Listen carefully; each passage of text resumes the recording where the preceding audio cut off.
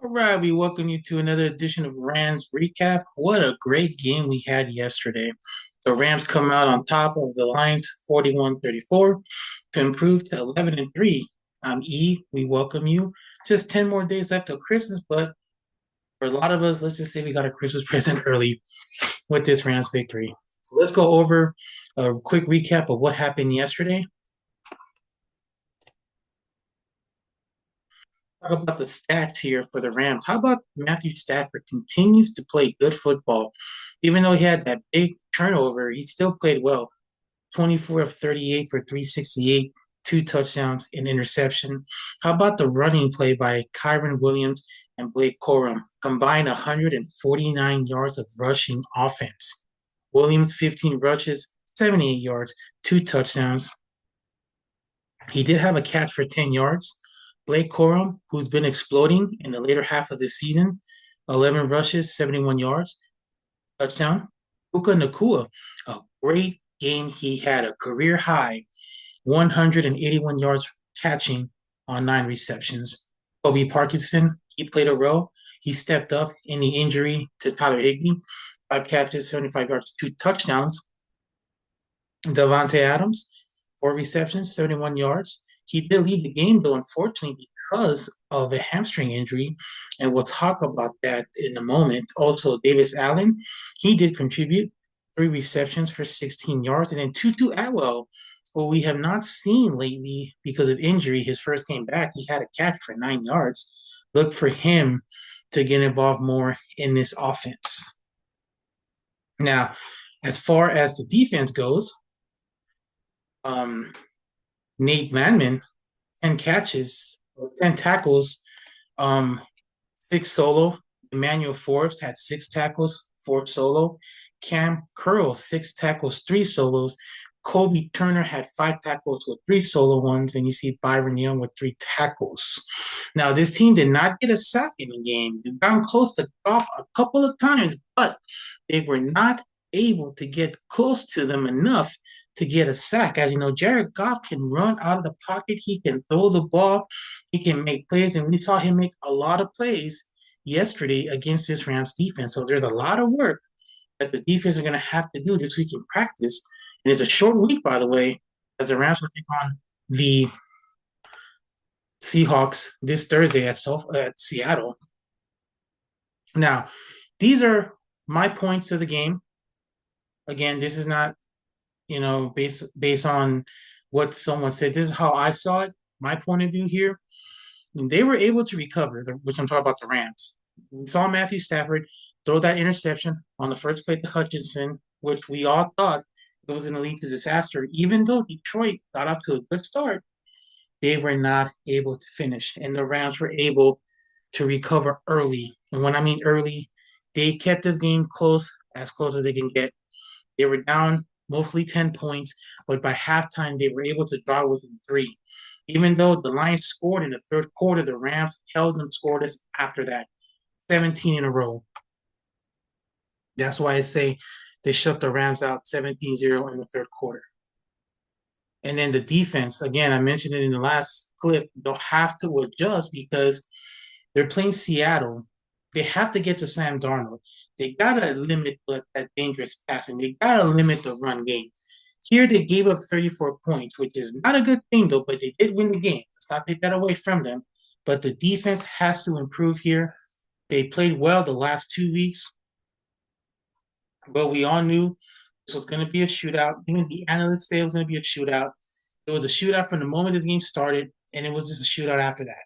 So defense did play a part in the third quarter because they got key stopped that got the Rams going, and they just ran away from it, and they never looked back. Yes, that also includes the Parkinson touchdown that should have not counted. See the replay, his knee hit the 1 yard line, so that should not have been a touchdown. Unfortunately, it was really a touchdown, and the Detroit Lions couldn't do anything about that. And I think that's what really hurt them right there. As we mentioned, the Rams offense, it's back-to-back games. They scored over 40 points, 500 point total offensive yards. Let me ask you a question. Does this sound familiar? Do the words greatest show on turf mean anything to you? And yes, I'm talking about the 2000 Rams, the St. Louis Rams with Kurt Warner, Marshall Faulk, Isaac Bruce, Torrey Holt, Ernie Conwell, you name it, Ricky Pro.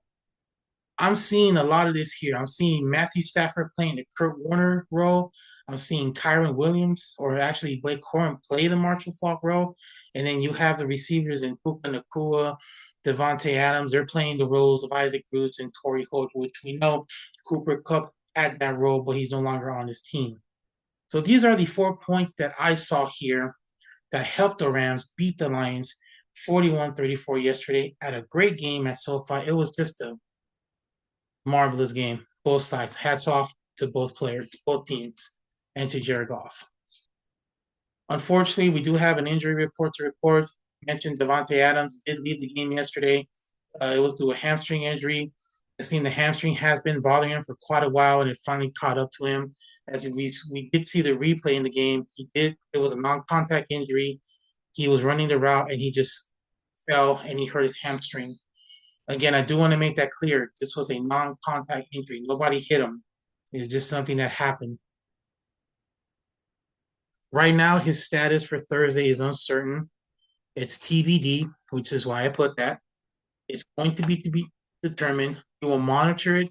We will update if anything happens or if he will be ruled out. Again, this is a short week. They got to be in Seattle on Thursday for the game. We will sincerely hope that he is part of the offense. He is a leader in touchdown receptions with 14. He's a very vital, important guy when it comes to the goal line. We've seen Stafford throw it to him many times at the goal line situations, or he'll run the ball with Williams or Corum. Maybe it's time to get Puka involved. Have Puka start becoming more involved in the goal line stance, or have him used as possum. But losing Devontae will be a key point for them in the goal line. So they're going to have to make adjustments in order to see what they can do to combat that Seahawks defense. And then Puka Nacua, he did get hurt yesterday. He did have cramps, however, but he did finish the game, which is a very good sign, but we will monitor that as well throughout the week. Also, Coach McVay said the same thing yesterday. I'll read it here. Quote, I can't imagine that's good for Thursday with just a short amount of time, but I certainly wouldn't rule him out yet, but it didn't look good. That's from Sean McVay when he addressed the media yesterday. So far, there hasn't been any updates today, so we'll monitor that still. If anything brings up, we'll pass it along. And the very important scenario here, the NFC West. We have a tie atop the division, and we have one team within the game of the leaders. Now, keep in mind, let me remind you that the Rams did beat the Seahawks a couple of weeks ago here at SoFi. So this meeting on Thursday could decide a division, but don't count out the 49ers. They're still a game out. And the Rams did split the season series with the 49ers this year. Would have been different had they won at SoFi, but again, that's why they play the game. And the Rams are 5-2 on the road. Seattle is 5-2 at home, so something's got to give here. We'll see what happens on Thursday again. The game will be on Amazon Prime. Of course, we'll be having another post-game show or recap show throughout the week. And that again reminds us the next game is the Rams and Seahawks Week 16. Just 2 more games after this, as the Rams are still number 1 in the NFC standings. If the playoffs started today, the Rams would have home field advantage throughout the playoffs, and they'll get a first round bye or a first game bye in wild card weekend. So very interesting to see what happens. The Rams will play Atlanta and Arizona to wrap up the season. So should be winnable teams, but again, don't count on Atlanta. We saw what they did a couple of nights ago to Tampa, hurt their playoff chances. So they could do the same damage here, which we'll talk about in another episode. Before we go, though, we do want to say this. Want to give congratulations to the Los Angeles Rams, who have clinched another berth in the playoffs. Congratulations to Sean McVay. Congratulations, LA Rams. Let's get to it because this is Rams house, and no one can beat Rams in Rams house. This is our year. I believe it. As long as they play good football, they've played the last few weeks, this team will be unstoppable come playoff time. Now, I do want to share here a little bit of a You can say promotion or shout out here. I want to give a shout out to my boss, Mason. Mason is the producer in charge of Redondo Sports. He is also the founder, leader, say president of Ironclad Digital Media.